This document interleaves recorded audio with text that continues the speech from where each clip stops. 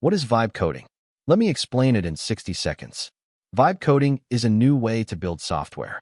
Instead of memorizing programming languages and syntax, you describe what you want in plain English. An AI builds it for you.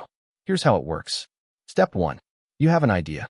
Maybe it's a personal finance app, a booking system, or a landing page. Step 2. You open an AI coding tool like Cursor, Claude Code, or V0. Step 3. You describe your idea. Build me a dashboard with a chart showing monthly expenses, a form to add new entries, and a dark mode toggle. Step 4. AI generates the code. A real, working application. Not a mock-up, not a wireframe. Real code. Step 5. You review it, suggest changes, and refine. Make the chart blue. Add a delete button. Show a confirmation dialog. The AI adjusts instantly. That's vibe coding. You guide the AI with your vision. It handles the technical details. People with zero coding experience are shipping real applications this way. Right now, today, the question isn't whether vibe coding works. It's whether you're ready to try it. More at End of Coding.